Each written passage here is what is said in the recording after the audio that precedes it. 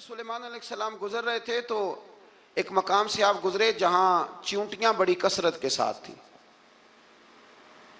تو ایک چیونٹی جو ان چیونٹیوں کی سردار تھی، ان چیونٹیوں کی بڑی تھی، اور مفسرین کرام نے یہ بھی لکھا ہے کہ وہ تھی بھی ایک آنکھ اس کی کوئی نہیں تھی، ایک ٹانگ اس کی کوئی نہیں تھی، لیکن اس حال میں بھی وہ چیونٹی جو تھی وہ چیونٹیوں کی قیادت کر رہی تھی. تو حضرت سیدنا سلیمان علیہ السلام کا لشکر جب وہاں سے گزرا تو وہ کہنے لگی یا ایھا النمل ادخلوا مساکنکم، کہنے لگی چیونٹیوں اپنے بلوں میں گھس جاؤ، کہیں ایسا نہ ہو کہ سلیمان علیہ السلام کا لشکر بے دہانی میں سلیمان کا لشکر توجہ نہ کرے اور تمہیں پاؤں کے نیچے مسل دے، لہذا اس طرح کرو کہ تم اپنے اپنے بلوں میں گھس جاؤ.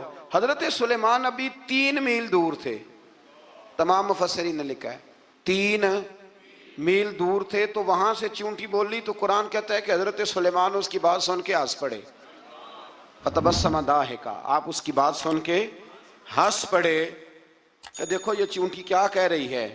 ذرا غور کرنا بات پر کہ حضرت سلیمان 3 میل دور فاصلے پر چیونٹی کی بات بھی سن لیتے ہیں. مولوی نے قرآن کی آیت پکی یاد کر لی، انا بشر مثلکم، کہتا ہے حضور نے کہا میں تمہاری طرح کا بشر ہوں، نبی ہماری طرح ہوتے ہیں جی. تو وہ تو 3 میل دور چیونٹی کی آواز سن لیتے تھے، اس کے کان میں چیونٹی رکھو بلا، اسے کہو کہ بتا بلا کیا کہتی ہے، کچھ بتائے گا پھر دوڑ لگا دے گا شاید. کان میں رکھو اس کو، کہو بتا چیونٹی کیا کہتی. اور اگر یہ لفظ نہ ہوتے قرآن کے کہ جب انہوں نے سنا تو ہنس پڑے، یہ جملے نہ ہوتے تو شاید اس کو بھی نہ مانتے. لیکن حضرت سلیمان نے سنی چیونٹی کی بات. اور اب اگلی بات کہنے لگا ہوں، بڑے خوبصورت لفظ لکھے ہیں مفسرین نے، فرماتے ہیں دیکھو ایک چیونٹی نے ایک جملہ بول کے، ایک چیونٹی نے ایک جملہ بول کے اپنے قبیلے کی خیر خواہی کی تو رب نے اس کا جملہ بھی قرآن میں بیان فرما دیا. تو جو ساری زندگی لوگوں کو جملے بول بول کے کہے رب رسول کی طرف آ جاؤ، تو اللہ قیامت میں اس کی بات کو قائم نہیں فرمائے گا. جو بھی کسی کی خیر خواہی کرے وہ ایک جملہ بول کے کرے اور ہو بھی چیونٹی، تو اگر اللہ اس کا ذکر قرآن میں باقی رکھتا ہے تو میں اور آپ اگر کسی کی خیر خواہی کریں گے تو انشاءاللہ ذکر باقی رہے گا. شرط یہ ہے کہ کریں خیر خواہی. اسی طرح سے ایک بات اور لکھی ہے ہمارے مفسرین نے کہ حضرت سلیمان ایک دن اسی طرح نکلے، قحط پڑ گیا تھا، بارش نہیں ہوتی تھی، تو حضرت سلیمان باہر میدان میں نکلے دعا کرنے کے لیے، خشک سالی تھی. تو جب آپ گئے تو ایک چیونٹی اپنے پر پھیلا کے دعا مانگ رہی تھی. تو رب کریم نے فرمایا سلیمان آپ واپس چلے جائیں، بارش آ جائے گی پر آئے گی چیونٹی کی دعا پہ.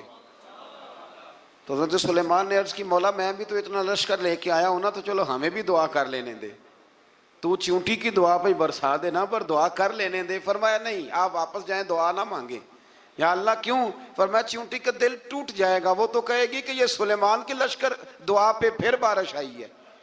تو آپ نہ کریں تاکہ اس کے دل میں یہ بات رہے کہ نہیں میرے رب نے میری دعا پہ ہی بارش فرمائی ہے. آپ جائیں، آج بارش آئے گی پر آئے گی چیونٹی کی دعا پہ. تو جو چیونٹی بارش کی دعا کرے قوم کے لیے، اللہ اگر اس کا ذکر قائم رکھتا ہے تو جو اپنی قوم کے لیے ہدایت کی دعا کرے. اور کبھی کبھی گردن جھکا کے دیکھا کرو کہ دل میں رسول اللہ کی امت کا درد کتنا ہے. اگر کہیں حضور کی امت کا درد ہے تو پھر انشاءاللہ ذکر قیامت تک باقی رہے گا، پھر انشاءاللہ قیامت تک آنے والی نسلیں بھی آپ کا ذکر کریں گی اگر حضور کی امت کا درد سینے میں موجود ہے. اسی طرح سے پھر حضرت سلیمان کے لشکر میں نا ایک ہدہد نامی پرندہ بھی تھا، لشکر کا کارکن تھا پرندہ. ہدہد غائب تھا تو حضرت سلیمان کہنے لگا کدھر گیا وہ ہدہد، نظر نہ آ جایا سخت سزا دوں گا. یہاں تو کوئی اچھی خبر لائے گا، چونکہ وہ ہدہد پرندہ جاتا تھا تو خبریں لا کے دیتا تھا، ورنہ سزا دوں گا. اتنی دیر میں ہدہد بھی آ گیا.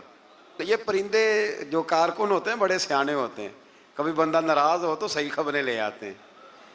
تو صحیح خبر لے کے آ گیا.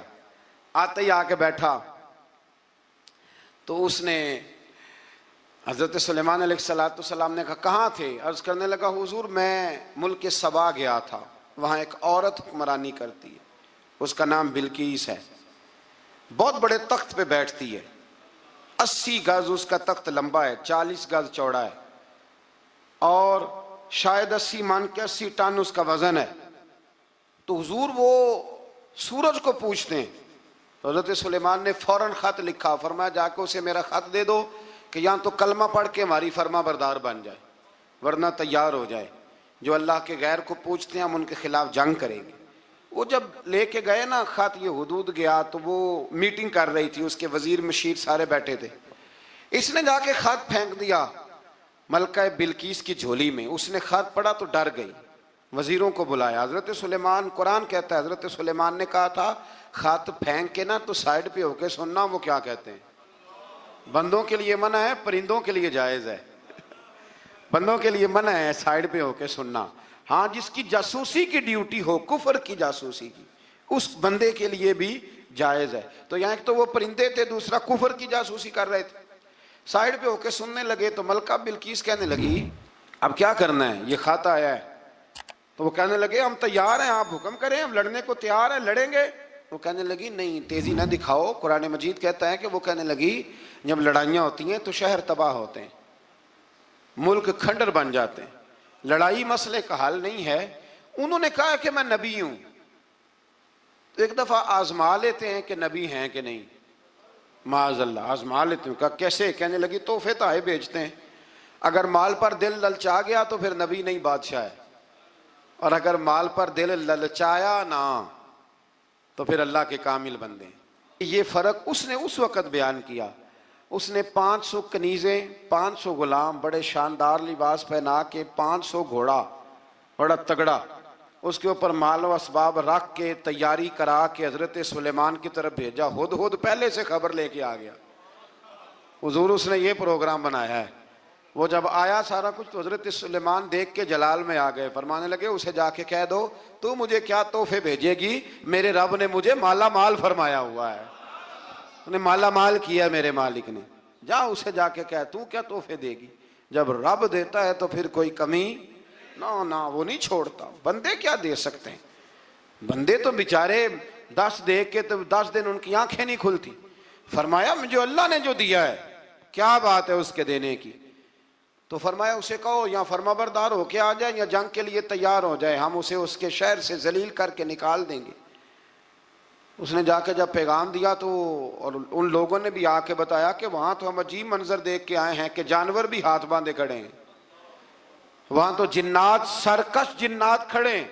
वो बादशाह नहीं, वो नबी हैं, वो जो 500 गुलाम और 500 कनीज़ें गई थी, हवाल सुनाया आके। तो मलका बिल्कीस ने फिर खत लिखा कि मैं फरमा बरदार होके आ रही हूँ। माना क्या है, मैं कलमा पढ़ने के लिए आ रही हूँ। तो हजरत सुलेमान ने कहा भाई अब इस तरह करो, जरा फर्श बिछाओ। उन्होंने फर्श बिछाया इस तरह का कि ऊपर फर्श था, नीचे मछलियां तैर रही थी, लग रहा था दरिया है। ड्यूटी लगा दी, जिन्नात ने बिछा दिया। उधर हजरत सैयदना सुलेमान फरमाने लगे अब चूंकि मान के आ रही है तो उसे अपनी नबुव्वत की अलामतें भी दिखानी है। उसने तख्त बड़ा शानदार बनवाया था, और खवातीन में जो आदतें खवातीन वाली होती हैं वो जाती नहीं। वो 7 कमरों में ना पीछे अपना तख्त रख के तो 7 दरवाजे बंद करके आई। उस जमाने में एक रिवाज था, वो जुलेखा ने भी 7 दरवाजे मुकफ्फल के एक रिवाज था। एक कमरा, फिर कमरे के पीछे कमरा, फिर उसके पीछे कमरा, फिर उसके पीछे कमरा, और उसको बड़े मोटे ताले लगाए जाते थे। और फलसफा ये था कि एक ताला तोड़ेगा कोई तो जब तक सिपाही आ जाएंगे, और अगर उसके तोड़ने तक ना आए तो दूसरे के तोड़ने तक आ जाएंगे, और उसके तोड़ने तक ना आए तो 7वें तक तो आ ही जाएंगे। ये उन लोगों का नफसियाती मामला था, सोच थी। 7 कमरों में मुकफ्फल करके ना वो निकली।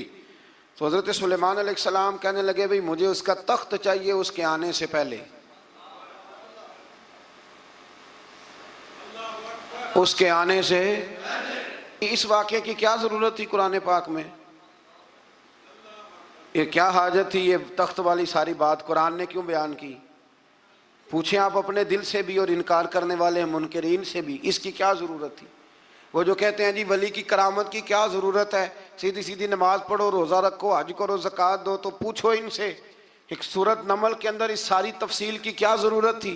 ख़त्म हो गई जब वो कलमा जो पढ़ रही है। तो फिर इस सारे वाक़े को रब क्यों बयान फरमाता है? हज़रत सैयदना सुलेमान फरमाने लगे तख्त चाहिए, और चाहिए उसके आने से پہلے کالا افریتم من الجن، جنوں میں سے ایک بہت بڑا جن بولا، کہنے لگا حضور آپ کا یہ تخت برخاست ہونے سے پہلے لے آؤں گا. یہ جو آپ میٹنگ کر رہے ہیں نا، یا فیصلے ختم، کچھ نے لکھا صبح سے شام تک میٹنگ ہوتی ہے اور اس کو آنے میں پتہ نہیں کتنے دن لگیں گے، تو میں یہ برخاست ہونے سے پہلے. اور کچھ نے کہا دی آپ شرط کیوں لگاتے ہیں کہ صبح سے شام تک ہوتی؟ اس جن نے کہا دی آپ 10 منٹ میں فارغ ہو جائیں، آپ فارغ ہوں گے تو تخت آ جائے گا.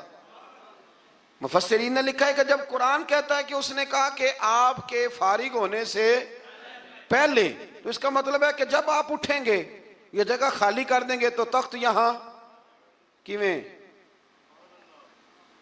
ہزاروں میل کا فاصلہ ہے، آ جائے گا پر ہوائی جہاز پہ، کارگو کرا کے، جی DHL کے ذریعے. کیسے آئے گا؟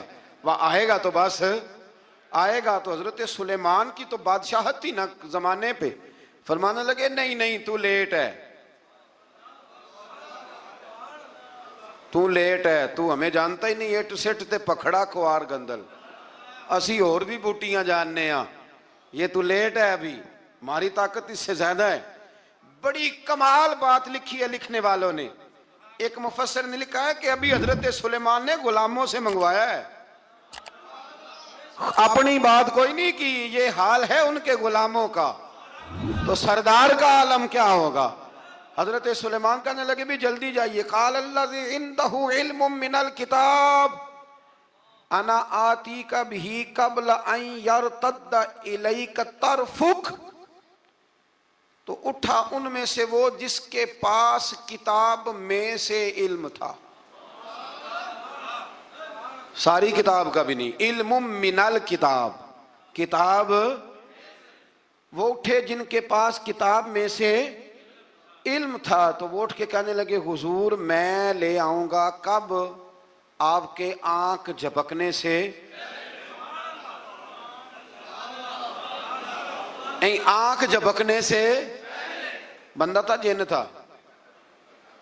جن کی تو بات مانی نہیں انہوں نے. کیا کہا؟ آنکھ جھپکنے سے، میں آنکھ جھپکنے سے پہلے لے آؤں گا. تو حضرت سلیمان کہنے لگے تو ٹھیک ہے چل لا پھر، لا پھر. آنکھ جھپکنے سے بڑے ہی نادان نہیں، پھر غصہ نہیں آتا ان پہ، پھر غصہ نہیں آتا. میرے شیخ کامل، مرشد اکمل، شیخ بحر و بار، حضور غوث پاک جیلانی، حضرت غوث اعظم یوں کر کے شاگردوں کو، مریدوں کو سبق پڑھا رہے تھے، پڑھاتے پڑھاتے ہاتھ آگے کیا، اور جب ہاتھ واپس آیا تو بھیگ گیا تھا سارا. تو شاگرد کہنے لگے حضور یہ کیا ہے؟ فرمایا تمہیں نہیں سمجھ آئے گی، چھوڑو تمہارے والی بات نہیں، خاصاں دی گل آما آگے نہیں مناسب کرنی، رہنے دو تم. کچھ وقت گزرا تو کچھ لوگ آ گئے، ابھی کلاس ختم نہیں ہوئی تھی، کپڑے بھیگے ہوئے ہو. وہ شاگرد پہلے ہی منتظر تھے. کہا تمہیں کیا ہوا؟ کہنے لگے دریا میں جا رہے تھے، اچانک ہچکولیں آنے لگے. تو ہم نے کوئی کسی بے عمل کا بازو تو نہیں نہ تھاما، ہم غوث اعظم کے ماننے والے ہیں. تو دریا میں کہا یا شیخ عبد القادر جیلانی شیئا للہ، اللہ کے راستے میں مدد کرو. تو کہنے لگے بس ایک ہاتھ ہی آیا ہے، اور یوں کشتی کھینچ کے باہر نکالی ہے. تو اب وہ شاگرد سارے چپ کر گئے، کہنے لگے جواب کیوں نہیں دیتے؟ انہوں نے کہا تم نے ہاتھ دیکھا ہے پہنچتا ہوا، اور ہم نے ہاتھ دیکھا یہاں سے جاتا ہوا. تم نے پہنچتا ہوا دیکھا ہے، تو ہم نے. حضرت بہاؤالحق نقش بند بخاری، ان کی ایک مریدنی تھی، اوپر چبارے پہ کسی نے اس کی عزت پہ ہاتھ ڈالا، چبارے پہ اوپر والی منزل پہ. اس مریدنی نے اپنی عزت بچانے کے لیے چھلانگ لگا دی. جب وہ نیچے گر رہی تھی تو حضرت بہاؤالحق نقش بند بخاری پہنچ گئے. نیچے کوئی ایسا بندوبست کر دیا، کوئی چارپائی بچھا دی، کوئی ایسا جس پہ وہ آ کے آرام سے گری اور بچ گئی. حضرت صاحب کی طرف دیکھ کے کہنے لگی حضور آپ کب آئے؟ فرمانے لگے پتر جب تو چبارے سے چلی تھی تب میں بخارے سے چلا تھا. جب تو چبارے سے چلی تھی نا تب میں بخارے سے چلا تھا، اور تیرے نیچے آنے تک میں بھی پہنچ گیا ہوں.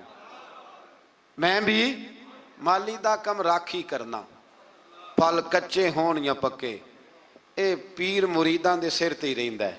اے جھوٹے ہون یا سچے، یہ پکی غلامی کریں یا کچی کریں، پیر کی بھی مجبوری ہوتی ہے. کیا کریں؟ پیر مریداں دے सिर ते ही रहिंदा है, ये झूठे होन या सच्चे, क्या किया जा सकता है। देखे ना, नाफरमान बेटे का भी तो जायदाद में हिस्सा होता है ना, नाफरमान भी हो तो जायदाद में हिस्सा, तो चलो बाप नाराज रहेगा तो अल्लाह नाराज रहेगा, बात अलग है, पर जायदाद का हकदार तो है ना, चाहे नाफरमान ही है। पीर मुरीदां दे सिर ते ही रहिंदा है, ये झूठे होन या। फिर वो तख्त आ गया तो हजरत सुलेमान से पूछा ये क्या है, काला हाजा मिन फजल रब्बी। फरमाने लगे कुछ भी नहीं। हजरत सुलेमान कहने लगे ये मेरे रब का फजल है। शायद सब मुफस्सिरीन ने बड़ी बड़ी बातें की हों, पर यहाँ एक काजी सनाउल्लाह पानीपती रहमतुल्लाह अलैह का फिक्रा मैं पढ़ रहा था, बड़ा मजा आ रहा था। काजी साहब फरमाने लगे इस आयत पे, काजी साहब कहते हैं जिन पर निरा फजल था, हाजा मिन फजल रब्बी, निरा फजल, फरमाया उनकी तो इतनी ताकत है कि वो हजारों मील दूर से 80 गज लंबा 80 गज चौड़ा तख्त आंख झपकने से पहले ले आते हैं। और जिनके बारे में अल्लाह फरमाते हैं बश्शिरिल मुमिनीना बिअन्ना लहुम मिनल्लाहि फदलन कबीरा, फरमाया महबूब अपने गुलामों को खुशखबरी दे दें, बाकियों पे निरा फजल था, इन पर तो फजल कबीर है, इन पर तो बड़ा ही फजल है अल्लाह का। तो फरमाया जिन पर फजल कबीर हो, एक नहीं, इस पर मैं बड़े दलाइल दे सकता हूँ, करामाते औलिया पर मैं बड़े ही दलाइल दे सकता हूँ, बड़े। गौसे आजम रदी अल्लाह तआला अन्हु के पास बादशाह आया तो कहने लगा पीर तब मानूंगा जब सेब खिलाएंगे। सेब का मौसम ही नहीं था। तो हजरत साहब आते ही उसे कहने लगे अब तू मेरी विलायत को सेबों पे तो ना तोल, अब सेब खिलाए तो वली या ना खिलाए तो वली कोई नहीं, ये तो अब मेरी विलायत को सेबों पे तो ना तोल। तो हजरत साहब ने यूं हाथ उठाया तो अल्लाह ने 2 सेब अता फरमाए। तो वहां जुमला है हुजूर गौसे आजम का, फरमाने लगे अगर अल्लाह हजरत मरियम सलामुल्लाह जो बनी इसराइल की वलिया हैं, वली है ना, वो नबी तो नहीं ना, औरत नबी नहीं हो सकती। फरमाया अगर अल्लाह उन्हें बगैर मौसम के फल दे सकता है, मैं तो मोहम्मद अरबी का नौकर हूं। फरमाया अब ना 2 सेब आए थे, तो वो कहने लगा मेरे तो दिल में 1 सेब था ना, तो हुजूर गौसे आजम ने ना 1 सेब मुझे दिया, 1 मैंने खाया तो 1 गौस पाक खाने लगे। कहते हो मैंने वो मुंह में रखा, जरा तुर्श था, तो मेरे चेहरे का वो रंग देख के ना, असर देख के कि तलखी महसूस, तो गौसे आजम कहने लगे मेरे वाला खा। तो 1 उन्होंने काट के टुकड़ा दिया, कहते खाया तो बड़ा मीठा था। तो मैंने कहा हुजूर आए तो दोनों ही गैब से हैं, तो आपके वाला मीठा है मेरे वाला कड़वा है। तो आप फरमाने लगे आए तो दोनों गैब से थे, पर एक को जरा जालिम के हाथ लग गए हैं ना, उसको तंबीह भी कर दी कि जुल्म से बाज आ जा, तंबीह भी कर दी, पर मैं हाथ जालिम के लगे इसलिए तुर्श हो गया, सियाना बन। 1 नहीं 20 दर्जनों, लेकिन पता नहीं क्यों लोग अड़ गए, पता नहीं क्यों कड़ के आ गए करामत औलिया के मामले में। बिल्कुल, और फिर किसी हदीस में यह नहीं आया कि इस जमाने में वली होंगे तो इस जमाने में वली नहीं होंगे। हुजूर ने फरमाया मेरी उम्मत कभी गुमराही पर जमा नहीं होगी। इकबाल कहते हैं औलिया क्या होते हैं, औलिया क्या हैं, जवासीसुल कुलूब। इकबाल कहता है वली का बहुत बड़ा वली तुमने देखना हो तो उसे देखो जो तेरे दिल का जासूस है। चलो ये मुश्किल बात है, मैं नहीं छेड़ता, लेकिन जो तेरे हाँ वो जासूसी करता है, पर करता है तेरे दिल की, वो तेरे दिल का जासूस होता है वली। और उस पर हुजूर की हदीस है, फरमाया इसकी फिरासत कल्बी से डर, ये अल्लाह के नूर से देखता है, डर इसकी फिरासत कल्बी से, अल्लाह तौफीक अता फरमाए। 12 इस वली का नाम था आसफ बिन बरखिया। आसफ बिन बरखिया जी हजरत सुलेमान के वजीर थे। वो आई मलका बिल्कीस, और जब वो आई ना तो उसने देखा कि ये तो आगे सामने हजरत सुलेमान बैठे हैं, और जो रास्ता है ना दरमियान में वो फर्श है कि दरिया है समझ नहीं आ रही। तो उसने ना अपना यूं करके ऊपर कपड़ा उठाना शुरू कर दिया कि नीचे पानी है। तो हजरत सुलेमान कहने लगे चलती आ, नीचे कुछ भी नहीं। उसने पैर रखा, नीचे मछलियां भी तैरती जा रही थी। हजरत सुलेमान अलैहिस्सलाम, आज भी अल्लाह ने तौफीक दिया ना, लोगों ने इस तरह की तामीरात बाद में की हैं, लेकिन इसके मौजिद इसके पहले बनाने वाले हजरत सुलेमान है अल्लाह की दी हुई तौफीक से। तो वो मलका आपके पास आई, फिर वो आपकी फर्मा बरदार हो गई।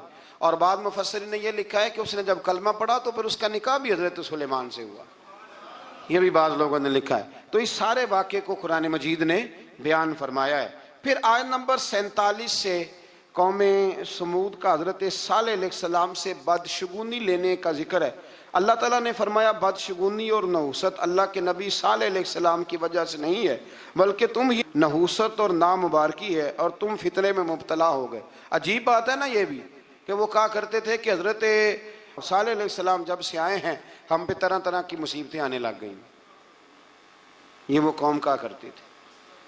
آج بھی کچھ لوگ کہتے ہیں جی جب تک میں غلط تھا نا تب تک معاملات ٹھیک تھے، اب میں صحیح ہو گیا ہوں تو حالات. وہ خدا کے بندے، جب تو ٹھیک ہوا ہے تو رب تجھے کندن بنانا چاہتا ہے. اللہ کریم وہ ساری کمزوریاں جو بظاہر انسانوں میں ہوتی ہیں مشکلات میں ڈال کے تو تیری مٹی اور گرد جھاڑنا چاہتا ہے، لیکن لوگ معاذ اللہ اس کو بدشگونی کہتے ہیں. اللہ سمجھنے کی توفیق عطا فرما. آج نمبر 54 سے ایک بار پھر لوط علیہ السلام کی قوم کی فحاشی اور اس کے نتیجے میں پیدا ہونے والی تباہی اور بربادی کا ذکر ہے. بار بار اب اس لیے بیان کرتا ہے کہ فحاشی کرو گے تو آسمان سے پتھر برسیں گے، اور پتھر اب اس طرح نہیں برس رہے جس طرح ان قوموں پہ برسا کرتے تھے. برس رہے ہیں پر ہمیں نظر نہیں آتے. بڑا کچھ ہی ہو رہا ہے، بڑی ساری تباہی اتر رہی ہے، بڑے فتنے پیدا ہو رہے ہیں. اور میں اکثر کہا کرتا ہوں کہ فحاشی جب عام ہوتی ہے پھر تباہی ہوتی ہے. فحاشی عام ہو گئی ہے، فحاشی عام ہو گئی، گندے چینل عام ہو گئے، بے حیائی اور یعنی یہ روڈ پہ گندے کبھی بورڈ لگے ہوتے تھے تو آپ یقین کریں میں نے کانوں سے سنا ہے بزرگ کہا کرتے تھے دیکھو جی انہوں نے کس طرح کی بی بی کی تصویر لگا دی. بہت زمانہ نہیں گزرا، مجھے یاد ہے ہم چھوٹے تھے تو صابن پر ایک دفعہ فوٹو چھپ گئی مرد عورت کی اکٹھی، تو اتنا احتجاج ہوا. شاید میں کہیں فائلوں میں تلاش کروں تو نوائے وقت کی وہ مجھے کٹنگ مل جائے کہ وہ صابن نے ریپر سارا ضائع کیا. اب کون اعتراض کرنے والا ہے؟ کوئی ایسا شخص جو اعتراض کرے؟ بڑے بڑے گندے بورڈ لگے ہوئے ہیں. یہ بے حیائی ہجان پیدا کرتی. میں نے آپ کو قرآن مجید سنایا نا کہ اللہ فرماتا ہے کہ جو عورتیں بوڑھی ہو گئی ہیں اب نکاح کی قابل نہیں رہی، وہ پردہ نہ بھی کریں تو ان کو گنجائش ہے، لیکن اس کے بعد کہا اگر کر لیں تو ان کے لیے بھی بہتر ہے. تو جب بے حیائی اور فحاشی اور یعنی عام ہوتی ہے تو پھر یہ حال ہوتا ہے کہ نوجوانوں کے جذبات میں ہجان پیدا ہوتا ہے، بچیوں کے جذبات میں ہجان پیدا ہوتا ہے.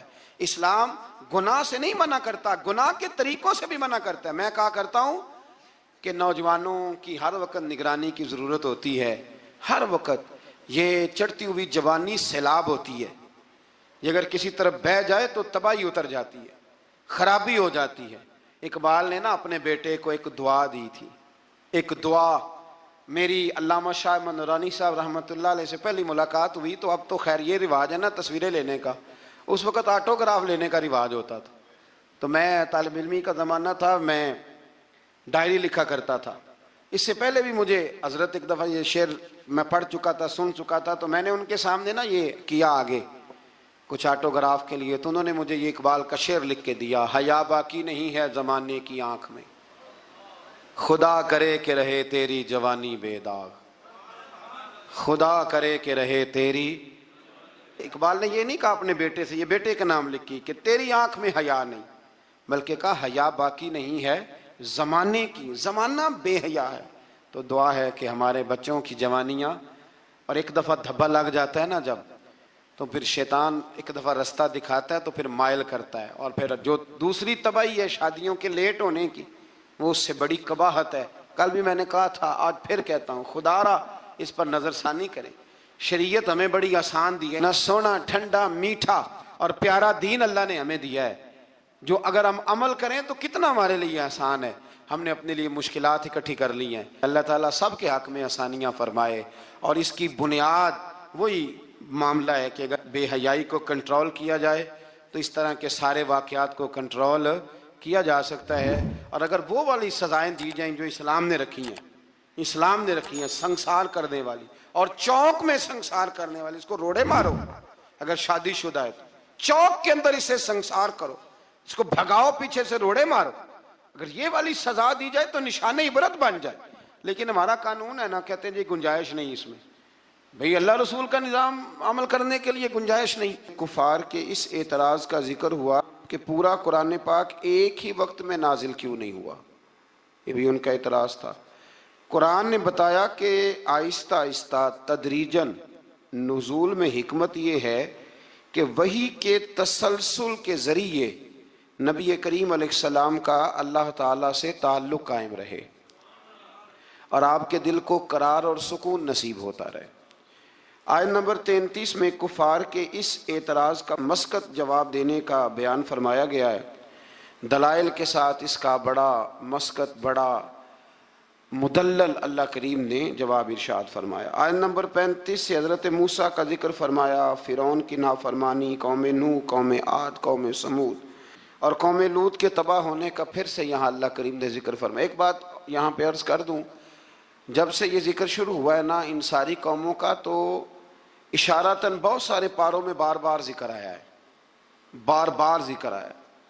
ہمارے ہاں ایک بات 2-3 دفعہ کی جائے تو لوگ کہتے ہیں کہ یہ تو میں نے پہلے بھی سنی۔ قرآن مجید یہ حکمت ارشاد فرماتا ہے کہ جب تک لوگ مان نہ جائیں اور جب تک اس بات سے پوری عبرت نہ حاصل کر لیں، اس بات کا بیان بار بار کرنا بھی غلط نہیں ہوتا، فائدے سے خالی۔ حضرت آدم اور جناب حوا کا ایک واقعہ ہے اور 7 مرتبہ قرآن پاک نے بیان کیا، لیکن مزے کی بات یہ ہے کہ جہاں بھی آپ پڑھیں گے نئی دلچسپی نظر آتی ہے۔ اس لیے حضور نے فرمایا میرا قرآن کبھی پرانا نہیں ہوگا، اسے جب بھی پڑھو گے تمہیں نئی تازگی عطا کرے گا۔ آیت نمبر 45 سے اللہ تعالیٰ نے سائے کے پھیلاؤ اور سمٹاؤ اور نیند کو باعث راحت اور دن کو ذریعہ معاش بنانے کو اپنی نشانی قرار دیا ہے۔ فرمایا یہ جو تمہیں نیند آتی ہے یہ بھی میری نشانیوں میں سے نشانی ہے، یہ بھی میری نشانیوں میں سے، یعنی آپ ذرا سمجھیں اس بات کو، نیند بھی اللہ کی نشانیوں میں سے، یعنی وہ غلبہ کر لیتی ہے آدمی پہ۔ زندہ انسان ہے، کھلی آنکھیں بند ہو جاتی ہیں اور سننے والے کان سننا چھوڑ دیتے ہیں اور انسان اٹھتا بیٹھتا چلتا پھرتا بالکل یکدم لیٹ جاتا ہے۔ تو فرمایا یہ بھی تو دیکھو نا، یہ بھی تمہارے رب کی نشانی ہے کہ تمہارے اوپر اس نے نیند کو تمہارے لیے سکون کا سبب بنایا۔ اللہ تعالیٰ راحت والی نیند عطا فرمائے اور اللہ تعالیٰ غفلت والی نیند سے محفوظ فرمائے۔ آیت نمبر 48 سے بارش کے نظام، آسمان سے پاک پانی کے نزول، اس کے ذریعے بنجر زمین کو زرخیز بنانے، سمندروں میں میٹھے اور نمکین پانی کے الگ الگ جاری ہونے اور دیگر انعامات کا اللہ نے ذکر فرمایا ہے۔ پانی جب آسمان سے اترتا ہے تو میٹھا ہوتا ہے کہ نمکین ہوتا ہے؟ اللہ کی قدرت ہے نا کہ جب وہ دریاؤں سمندروں میں جاتا ہے تو نمکین الگ ملتا ہے، میٹھا الگ ملتا ہے۔ آیت نمبر 54 میں بتایا کہ انسان کا جوہر تخلیق پانی ہے، بنیادی طور پر یہ بھی پانی سے پیدا کیا گیا، پھر اس کے ذریعے نسب اور سسرال کے رشتے قائم کیے گئے، یعنی سسرال کے رشتے یہ بھی اللہ تبارک و تعالیٰ نے قرآن مجید میں اس کا بھی ذکر ارشاد فرمایا۔ سورۃ الفرقان کے آخری رکوع میں آسمانوں میں برج بنانے، سورج اور چاند کی روشنی اور نظام لیل و نہار کو اللہ تعالیٰ کی قدرت کی دلیل کے طور پہ بیان کیا گیا۔ اس کے بعد اللہ تعالیٰ کے محبوب بندوں کے اعلیٰ صفات کا بیان ہے۔ وَعِبَادُ الرَّحْمَنِ الَّذِينَ يَمْشُونَ عَلَى الْأَرْضِ هَوْنًا، فرمایا رحمان کے بندے زمین پر عاجزی سے چلتے ہیں۔ وَإِذَا خَاطَبَهُمُ الْجَاهِلُونَ قَالُوا سَلَامًا، جاہل ان سے الجھنا چاہیں تو وہ الجھتے نہیں، بلکہ وہ ایک بات ذرا میرا دل ہے یہاں کہہ دوں، ایک آدمی نے نا الف با تا سا سے لے کر پورا قرآن مجید پڑھا ہے، پھر اس کے بعد اس نے اس کی کچھ نہ کچھ تجوید بھی پڑھی، پھر کچھ نہ کچھ ترجمہ بھی پڑھا، سمجھ لیں کہ 30 پاروں کا خالی ترجمہ ہی ایک بندہ پڑھ گیا ہے، اور ایک شخص اس کے سامنے آ کے بیٹھا ہے جسے سورۃ اخلاص کا ترجمہ بھی ٹھیک نہیں آتا۔ اب وہ جو پڑھا لکھا آدمی ہے وہ دلیل کیسے دے گا، اس کو سمجھائے گا کیسے؟ اس لیے کہ اس کی سوچ ہی نہیں ہے، اس کو پتہ ہی نہیں ہے۔ شیخ سعدی فرمایا کرتے تھے کہ ان پڑھ انسان کے سامنے کتاب اور اینٹ برابر ہوتی ہے، اس لیے کہ نہ وہ کتاب کو پڑھ سکتا ہے اور نہ وہ اینٹ کو، تو اس کے لیے تو برابر ہے۔ ان پڑھ بندے کو مسئلہ سمجھانا اور کسی بیوقوف کو بات سمجھانا اور پھر اس سے اگلی بات، کچھ لوگوں نے کچھ چیزوں کا ذائقہ چکھا ہوتا ہے، ان کو اطمینان قلبی نصیب ہوا ہوتا ہے، کچھ لوگ بالکل اس سے ناآشنا ہوتے ہیں۔ اب وہ جو ناآشنا بندہ ہے نا وہ بحث کرتا ہے، وہ کہتا ہے جی کس طرح ہو سکتا ہے، یہ مطلب ہو کیسے سکتا ہے، ممکن کیسے؟ جب تک انسان ماں باپ سے پیار نہیں کرتا تو ماں باپ کی محبت کی چاشنی کی اسے خبر نہیں ہوتی، اور جب تک اس کے بچے نہیں ہوتے محبت پدری اور ماں کی ممتا، ان دونوں چیزوں کی اسے خبر نہیں ہوتی. تو اس لیے اللہ کے بندوں نے پھر ان لوگوں سے بحث نہیں کی. بہت سارے لوگ ایسے ہیں جو کہتے ہیں کہ میں اس چیز کو سمجھوں جس کو وہ سمجھ سکتے نہیں، اس لیے کہ ایک شخص نے 8 سال لگائے، 10 سال لگائے. قرآن مجید کی تفسیر سے پہلے بہت ساری امدادی کتب ہم بچوں کو پڑھاتے ہیں بہت ساری چیزیں سمجھنے کے لیے. تو جہلاء بحث کرتے ہیں، بحث نہ کریں. اور جب آپ کو پتہ چل گیا سامنے والا جاہل ہے تو پھر اگر آپ نے بحث کی تو اس کا مطلب ہے کہ آپ بیوقوف ہیں، آپ نے یہ غلط کام کیا. تو اللہ کے بندے کبھی بھی جاہل آدمی سے بحث نہیں کرتے. اور آگے فرمایا والذین یبیتون لربہم سجدا وقیاما، فرمایا وہ راتیں اپنے رب کے لیے سجدے اور قیام میں گزارتے ہیں. اور ساری رات عبادت کرنے کے بعد بھی سویرے وہ یہ نہیں کہتے میں عبادت گزار ہوں. والذین یقولون ربنا اصرف عنا عذاب جہنم ان عذابها کان غراما. سویرے اٹھ کے کہتے ہیں اللہ ہمیں جہنم کے عذاب سے محفوظ رکھنا، بے شک تیرا عذاب گلے میں اڑ جانے والا ہے. غراما، اے اللہ تیرا عذاب گلے میں اڑ جانے والا ہے، اے اللہ ہمیں اس سے نجات عطا فرما. یعنی وہ رات ساری عبادت کر کے بھی صبح اپنے رب سے معافی کا سوال ہی کرتے. اللہ اکبر. پھر اس سے آگے سورۃ الشعراء شروع ہوتی ہے. اس سورت کی آیت نمبر 224 میں شعراء کا ذکر ہے، اس لیے اس کا نام شعراء رکھا گیا ہے. آیت نمبر 7 میں اللہ تعالیٰ نے زمین سے مختلف قسم کے پودے کے اگانے کو اپنی قدرت کی نشانی بتایا. اسی صورت میں ایک بار پھر حضرت موسیٰ علیہ السلام کے فرعون کے پاس جا کے دعوت حق دینے کا ذکر فرمایا. یہ کئی دفعہ سن چکے ہیں نا آپ، قرآن مجید نے پھر بیان فرمایا ہے، پھر بیان فرمایا. یہ تکرار فائدہ مند ہوتی ہے. العلم بالتکرار. ہمارے جو صرف نحو کے اساتذہ ہیں وہ کہتے ہیں کہ تکرار سے علم آتا ہے، یعنی بار بار کسی بات کے بیان کرنے سے وہ بات یاد ہو جاتی ہے. ایک صاحب مجھے کہنے لگے کہ فلانے علامہ صاحب کی تقریریں مجھے یاد ہو گئی ہیں ساری. میں کہا چل 2-3 سنا وچوں، لیکن سنا سکتے.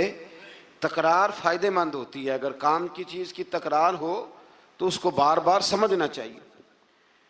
تو فرعون کی طرف حضرت موسیٰ علیہ السلام کے بھیجنے کا یہاں اللہ نے ذکر فرمایا. بشری تقاضے کے تحت موسیٰ علیہ السلام کے خدشات کا ذکر ہے. فرعون کی طرف سے موسیٰ کی تربیت کے احسان جتانے کا بھی ذکر ہے. پیچھے آپ پڑھ رہے ہیں نا کہ حضرت موسیٰ اسی کے گھر میں پلے تھے، تو وہ کہے گا کہ میں نے پالا ہے تو آپ مجھے تبلیغ کرنے آ گئے. فرعون نے دعوت توحید کے جواب میں کہا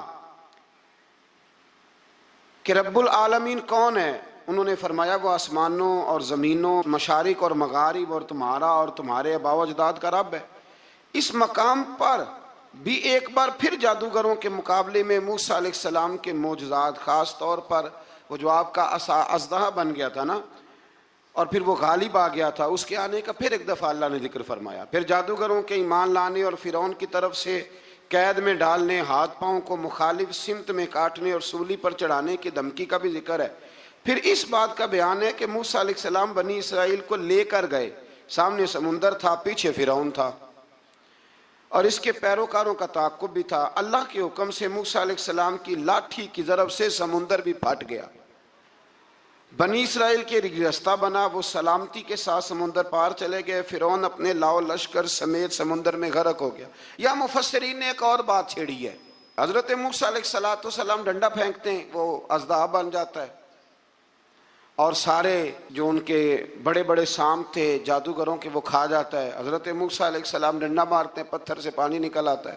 حضرت موسیٰ وہی ڈنڈا مارتے ہیں تو سمندر سے 12 رستے بن جاتے ہیں. تو یہ ڈنڈا فرعون کو کیوں نہیں مارا انہوں نے؟ یہ ڈنڈا فرعون کو کیوں نہیں مارا؟ یہ مفسرین نے بحث چھیڑی ہے. اللہ نے انہیں طاقت دی ہے نا، اور وہ جہاں جہاں چاہتے ہیں ان کا وہ عصا مبارک کام آتا ہے، تو ایک مارتے اس کو بھی کام ختم ہو جاتا. تو پھر سمجھ لیں کہ اللہ نبی کو جو معجزہ دیتا ہے تو حکم دیتا ہے کہ یہ آپ نے استعمال بھی میرے حکم سے ہی کرنا ہے. ولی کو جو کرامت دیتا ہے تو فرماتا ہے یہ استعمال بھی آپ نے میرے حکم سے کرنی ہے. اس لیے پیچھے آپ پڑھ رہے ہیں کہ اللہ فرماتا ہے کہ ہم کافروں کے مطالبے پہ عذاب نہیں نازل کریں گے. کہتے ہیں جتنا ہی کامل ہے تو پھر دکھائے نا کچھ ہے. تو یہ تو بولی میں آپ کو سنا آیا ہوں، یہ تو کفر کی بولی ہے. تو ابو جہل کہتا تھا پھر لائیے عذاب. لائیے ہمارے اوپر عذاب جس کی آپ بات کرتے تھے. تو یہ تو بولی بڑی غلط ہے کہ کوئی شے ہے تو دکھاؤ. یہ تو بات بڑی دور جاتی ہے. اللہ ہدایت کا نور عطا فرمائے. آیت نمبر 69 سے پھر ایک بار حضرت ابراہیم کا ذکر ہے. سبحان اللہ, کیسے پیارے نبی ہیں اللہ کے. بار بار رب کریم ان کی شانوں کا بیان فرماتا ہے. وہ اپنی قوم کو بتوں کی بے بسی کی جانب متوجہ کرتے تھے. پھر ابراہیم علیہ السلام اللہ تعالیٰ کی نعمتوں کا اعتراف کرتے ہوئے فرماتے, اللہ نے مجھے پیدا کیا ہے, وہی ہدایت دینے والا ہے, وہی مجھے کھلاتا ہے, وہی پلاتا ہے, جب بیمار ہوتا ہوں تو وہی مجھے. اللہ اکبر. کئی دفعہ ایک ہی ڈاکٹر سے دوائی لیتے ہیں تو آرام آ جاتا ہے, پھر دوبارہ اسی سے لیتے ہیں تو آرام. اس کا مطلب ہے کہ حضرت ابراہیم فرماتے ہیں کہ شفا بھی میرا اللہ ہی مجھے دیتا ہے. پھر فرمایا وہی میری روح قبض کرے گا اور آخرت میں دوبارہ پیدا کرے گا. مجھے یقین ہے قیامت کے دن میری خطاؤں کو بھی معاف فرمائے گا. ابراہیم فرما رہے ہیں, اللہ کے نبی. انہوں نے کون سی خطائیں کی تھی جی؟ ساری زندگی اللہ کی راہ میں جہاد کرتے گزر گئی, پھر بھی ڈر کے دعا مانگتے ہیں. سنگیو غافل نہ بنے. غافل ہر وقت معافی مانگنا یہ اللہ کے بندوں کا طریقہ ہے. میرے رسول کریم علیہ السلام نے فرمایا میں دن میں 100 دفعہ اپنے رب سے استغفار کرتا. بار بار استغفار کریں, بار بار اس سے معافی مانگیں. وہ معافی مانگنے والے سے بڑا ہی راضی ہوتا ہے. اللہ توفیق عطا فرمائے. یہ انبیاء کا ہمارے لیے تعلیم ہے, یہ تعلیم امت ہے, ورنہ انہوں نے کون سی خطائیں کی. اللہ اکبر. پھر فرمایا وہ دعا کرتے ہیں کہ اے میرے پروردگار تو مجھے صحیح فیصلہ کرنے کی قوت عطا فرما اور مجھے نیک بندوں کے ساتھ ملا دے. پڑھنا ذرا گھر جا کے سورہ شعراء, آپ کو سمجھ آئے گی. اللہ کے نبی دعائیں مانگتا ہے, یا اللہ ہمیں نیکوں کی سنگت عطا فرما. ہمارے زمانے میں ضرورت ہی کوئی نہیں نیکوں کی, اور پھر سنگت, پھر ان کے ساتھ رہنا, پاس بیٹھنا, اس کی ضرورت ہی کوئی نہیں. سارے خود ہی بڑے بڑے پیرے کامل ہیں. بلکہ اب تو بہت سارے لوگ کہتے ہیں پیر صاحب کو بھیجو تھوڑی دیر میرے پاس بیٹھے, میں کو سبق پڑھاؤں. معاذ اللہ تعالیٰ. اے اللہ بعد میں آنے والے لوگوں میں میرا ذکر خیر سچائی کے ساتھ جاری فرما, مجھے جنت کی نعمتوں کا وارث بنا اور مجھے قیامت کے دن رسوا نہ فرمانا. یہ پتہ کیا ہے, یہ نا بندے کا اللہ سے رشتہ ہے. یہ رشتہ ہے. بندہ جب اس کی نعمتوں کو سوچتا ہے اور پھر اپنے روزمرہ کی عبادت کو, نیکی کو سوچتا ہے, تو پھر کہتا ہے اللہ تو نے بڑا دیا ہے, مجھے رسوا نہ کر دینا. یہ کئی دفعہ خفیہ تدبیر بھی ہوتی ہے نا. ہاں, یہ کئی دفعہ بہت شانیں جب مل جاتی ہیں تو خفیہ تدبیر بھی ہوتی ہے. خفیہ تدبیر بھی ہوتی ہے. ایک درویش کہا کرتے تھے کہ جب اللہ تعالیٰ تمہیں دنیا میں بہت سارا اجر دے دے نا, نیکیاں دے دے, پیار کرنے والے دے دے, دولت دے دے, تو پھر بھی اللہ سے ڈرا کرو کہیں ایسا تو نہیں کہ وہ ساری نیکیوں کا اجر دنیا میں دینا چاہتا ہے اور آخرت میں تمہارا حصہ ہی کوئی نہیں, سارا کچھ یہی نہ دے دے. اس لیے اس کی بارگاہ ناز میں یہ بھی دعا فرمائیں کہ اللہ قیامت کی رسوائی سے محفوظ فرمائے. اللہم استرنا بسترک الجمیل, اللہ سونے پردوں میں سے ایک پردہ نصیب فرما. آیت نمبر 91 سے متقین اور سرکش لوگوں کے ساتھ ہونے والے سلوک کا ذکر فرمایا. ایک نے ساری زندگی تقویٰ کیا, ایک نے سرکشی کی, گھوڑوں کی طرح بھاگا, مرضی کی زندگی جیا. اللہ نے دونوں کا ذکر فرمایا اور فرمایا گمراہ لوگوں کے جہنم میں آپس میں لڑنے اور ہر طرف سے نا امید ہونے اور ان کے دنیا میں واپس جا کر ایمان لانے کی ناممکن خواہش ہے. یہاں بڑے لوگ کہتے ہیں جی اللہ چاہے اور نیکوکاروں کو جو ہے وہ معاذ اللہ دوزخ میں ڈال دے اور ہمیں اللہ چاہے تو بخش دے. جس نے اٹھتی ہوئی جوانی میں بھی اپنی نظر جھکا کے رکھی اور جیب میں لاکھوں کروڑوں ہونے کے باوجود بھی اپنے رب کی رضا والی بات کی, اور تو ساری زندگی گزارے بے حیائی اور فحاشی میں اور دعوے تو عجیب کر دے. اللہ بے نیاز ضرور ہے پر بے انصاف نہیں. بے نیاز ضرور ہے پر وہ بے انصاف, یہ سمجھ لیں. ہاں, کسی کو یہ دعویٰ نہیں کرنا چاہیے کہ میں نیک ہوں تو جنت میرے نام الاٹ ہو گئی ہے, دعا کرنی چاہیے اور اس کی بارگاہ میں معافی چاہنی چاہیے.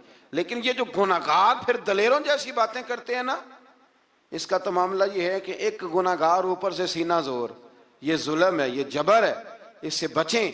ہاں, اگر کوئی رب کی رحمت کا بازو تھام کے بات کرے گا تو اللہ بڑا ہی کرم فرمانے والا ہے.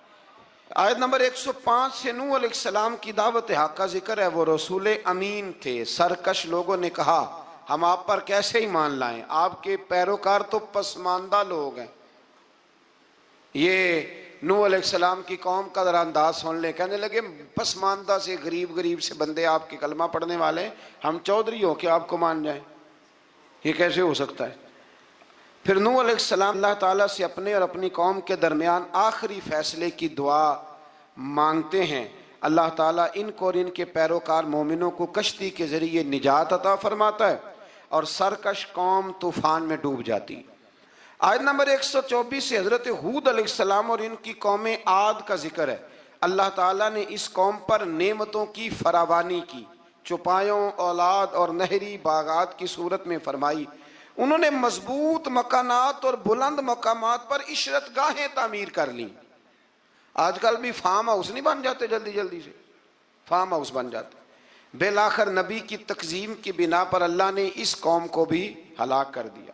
پھر آیت نمبر 141 سے حضرت صالح علیہ السلام اور ان کی قوم سمود کی نافرمانیوں کا ذکر ہے. ان پر اللہ تعالیٰ نے نعمتوں کی فراوانی فرما رکھی تھی. میٹھے چشمے، باغات، زرخیز زمین کی کثرت، پہاڑوں کو تراش کر مکان بناتے تھے. لیکن جب انہوں نے ناقۃ اللہ یعنی اللہ کی اونٹنی کی بے حرمتی کی تو ان پر عذاب نازل ہوا.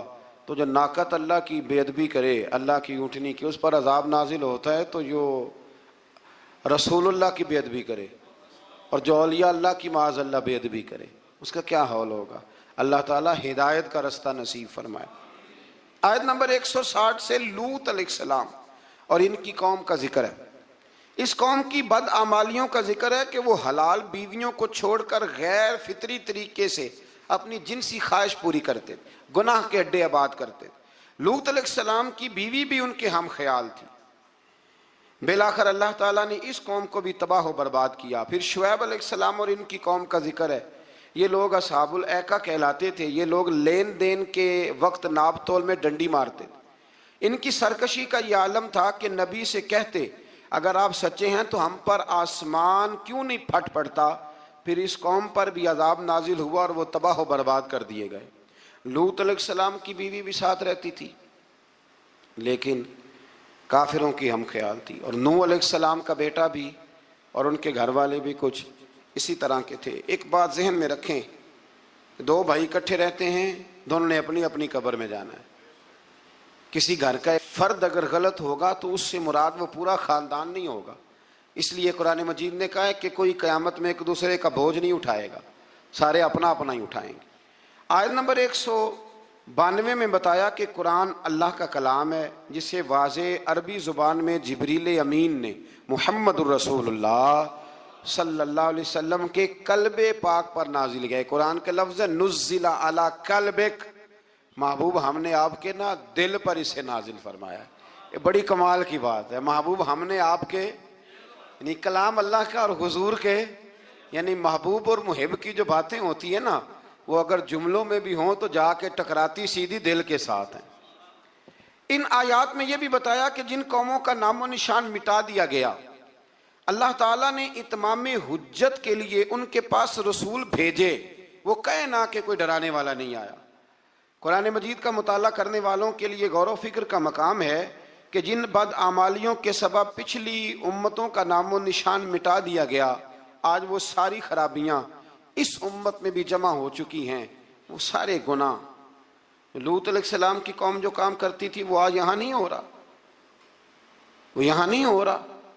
اللہ تبارک و تعالیٰ معاف فرمائے. لوگ سمجھتے ہیں کہ شاید رب کریم مسجدوں میں تو دیکھتا ہے، معاذ اللہ تو ہوٹلوں کے بند کمروں میں وہ نہیں دیکھتا، اور ہماری خوابگاہوں میں اور فارم ہاؤس میں اور وہ دور دراز دیہاتوں میں جو ہم نے کوٹھیاں تعمیر کی ہیں اس کے اندر جو ہم گل غبارے کرتے ہیں تو انہیں نہیں دیکھتا. وہ سارے کام جو لوط علیہ السلام کی قوم کرتی تھی، جو نوح علیہ السلام کی قوم کرتی تھی، وہی مذاق جو حضرت نوح کی قوم کرتی تھی نا کہ یہ چند ماڑے ماڑے لوگ آپ کے ساتھ ہیں. بہت سارے میں نے وڈیروں کو آج علماء اور مشائخ کا اس طرح مذاق اڑاتے دیکھا ہے. یہ چار بندے چھوٹے چھوٹے آپ کے ساتھ ہیں. بھائی نہیں وہی جملہ جو نوح کی قوم کہا کرتی تھی، لیکن پھر بچے تو وہی ماڑے ماڑے نا. پھر بچے نا وہ ماڑے ماڑے کے، تو کدھر گئے وہ اونچی کلگیوں والے؟ انسان جب بات کرتا ہے تو بغیر سوچے سمجھے کرتا ہے۔ لوط علیہ السلام کی قوم کی خرابیاں، پھر حضرت نوح کی قوم کی خرابیاں، پھر حضرت شعیب کی قوم اگر ناپ تول میں ڈنڈی مارتی تھی تو آج کیا کچھ نہیں ہوتا، دوائیوں تک میں ملاوٹ ہوتی۔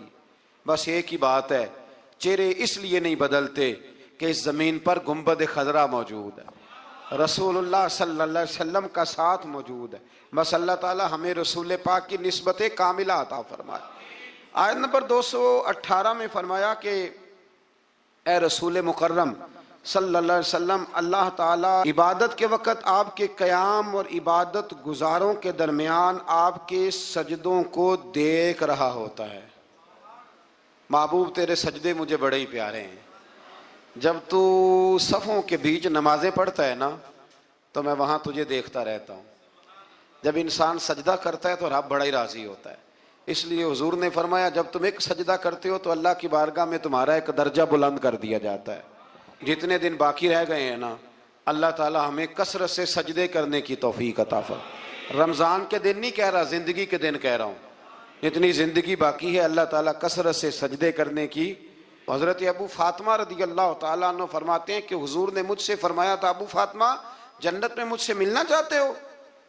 میں نے کہا حضور ہاں۔ فرمایا پھر سجدے زیادہ کر کے آنا، سجدوں کی دولت تمہارے پاس زیادہ ہونی چاہیے۔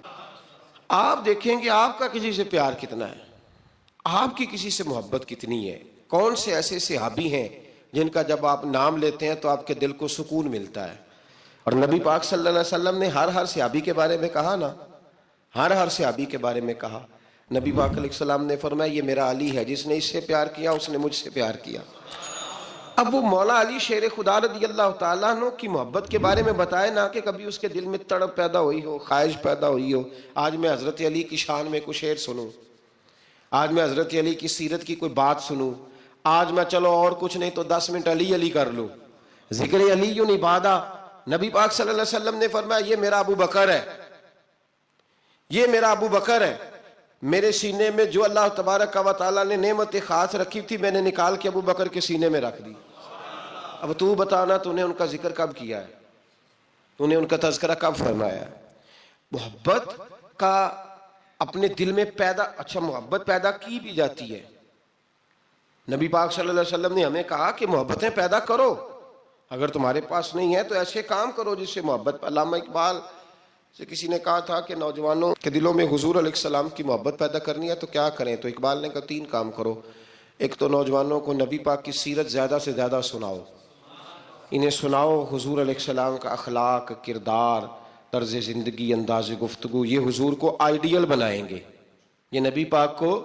اور ہماری بدقسمتی ہے کہ ہمارے دور میں لوگوں نے سنانا شروع کیا ہے کہ حضور کو علم غیب کوئی نہیں تھا، مکھی کا پر نہیں بنا سکتے تھے، ایک عام بشر تھے، معاذ اللہ کچھ نے یہاں تک کہا ہے کہ ڈاکیا تھا، پیغام دے کے چلا گیا۔ اب آپ ڈاک کی بات کریں، ڈاکیے پر باس نہ کریں معاذ اللہ تعالیٰ۔ ہمارے زمانے میں وہ انداز بتایا گیا کہ جس سے لوگ بڑی جلدی جری ہو گئے۔ پہلا کام یہ کرو، یعنی محبت پیدا کرنے کے لیے کہ حضور کی سیرت بتاؤ، سوانے بتاؤ۔ اور دوسرا اقبال کہنے لگے نبی پاک کی یاد کی محفلیں سجاؤ، میلاد کے تذکرے کرو، حضور کی نعت خوانی کرو، نبی پاک کا ذکر چھڑے، حضور کا پیغام عام ہو۔ اور تیسرا فرمانے لگے اپنے بچوں کے سامنے، اپنی اولادوں کے سامنے نبی پاک پر درود شریف پڑھا کرو۔ یہ دکھاوا تو نہیں ہوگا میرا خیال ہے؟ کس کے سامنے؟ اپنے بچوں کے سامنے حضور علیہ السلام پر درود شریف۔ یہ کام تو اپنے دلوں میں صالحین کی محبت پیدا کریں، نیک لوگوں کا ذکر سنا کریں، اولیاء اللہ کے تذکرے نکال کے پڑھا کریں، ان کے اقوال، ارشادات، ان کی باتیں، ان کی گفتگو۔ پرانے لوگ سفر کرتے تھے ولیوں کو ملنے کے لیے، زمانہ طے کرتے تھے۔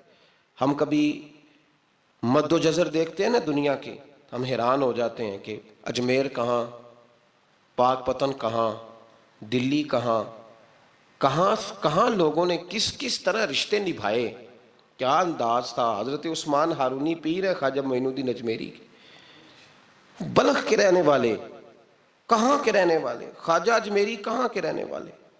اور پھر اجمیر، ابھی بھی دلی سے ٹرین چلے تو وہ 1.5-2 دن لگا دیتی ہے جانے میں، دلی سے اجمیر شریف۔ تو حضرت سیدنا خواجہ قطب الدین بختیار کاکی وہاں جایا بھی کرتے تھے، آیا بھی کرتے تھے، رابطہ بھی رہتا تھا، اور عشق اتنا جوان تھا کہ زمانہ کہتا تھا اگر کسی نے کسی سے پیار کرنا ہے تو اس طرح کرو جیسا قطب الدین بختیار کاکی نے معین الدین اجمیری کے ساتھ کیا ہے۔ کوئی فاصلہ رکاوٹ نہیں بنا، کوئی چیز بیچ میں نہیں آئی، کوئی مسئلہ نہیں ہوا، اولادیں بھی تھیں، کاروبار بھی تھے۔ اب تو سہولتیں ہیں، دولت بھی زیادہ ہے، ان لوگوں کو تو مزدوریاں بھی زیادہ کرنی پڑتی تھی، کوئی چیز نہیں سامنے آئی۔ ہم بہانہ بنا کے ایسے رکے ہیں کہ بغل میں چیزیں ہوتی ہیں لیکن ہم کہتے ہیں بڑی مجبوری ہے جی، میں بڑا کیا مطلب اپنے دماغ پہ چیزیں سوار کر لی ہیں مفت میں۔ پھر مجھے ایک بات بتائیے، پاک پتن شریف سے دلی جانا، خواجہ حضرت خواجہ نظام الدین صاحب کا پاک پتن شریف آنا گھوڑے پہ یا پیدل آسان کام ہے؟ کتنی ملاقاتیں ہیں خواجہ نظام الدین صاحب کی بابا صاحب سے؟ کوئی گن کے بتا سکتا ہے جی؟ کوئی گن کے بتا سکتا ہے کتنی ملاقاتیں؟ کتنی؟ حضرت خواجہ فرید الدین مسعود گنج شکر رحمۃ اللہ تعالیٰ علیہ کہنے لگے نظام تجھے آئے ہوئے بڑے دن ہو گئے، جا یار چکر لگا آیا۔ چکر لگایا، فرماتے میں پیدل گیا تو مجھے جانے میں کئی مہینے کئی ہفتے لگے۔ میں دلی پہنچا اور اپنے گھر کا نا ایک چکر لگایا، اوپر سے چکر لگا کے تو پھر پاک پتن کے رستے میں چل پڑا۔ کہتے ہیں واپس پہنچا تو حضرت بابا فرید صاحب رحمۃ اللہ علیہ نے دن گنے ہوئے تھے، کہنے لگے یار اتنے ٹائم میں تو واپس آیا ہے نا، اتنا ٹائم تو آنے جانے پہ لگتا ہے۔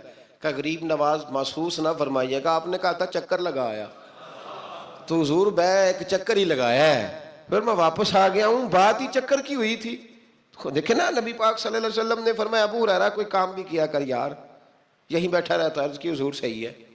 اٹھے، سامنے ایک ستون تھا، اس کے پیچھے سے ہو کے نا واپس آ گئے تو حضور نے فرمایا گئے نہیں، کہ حضور نے آپ نے فرمایا تھا جایا آیا کر، گیا ہوں پر میرا دل ہی نہیں لگا۔ بھئی تو یہاں سے ہو کے واپس آ گیا، کہیں جانا تو تھا نا، یہیں سے ہو کے۔ تو ان لوگوں کے صالحین کی محبت کے راستے میں کوئی چیز رکاوٹ نہیں بنی۔ ہمارے ہاں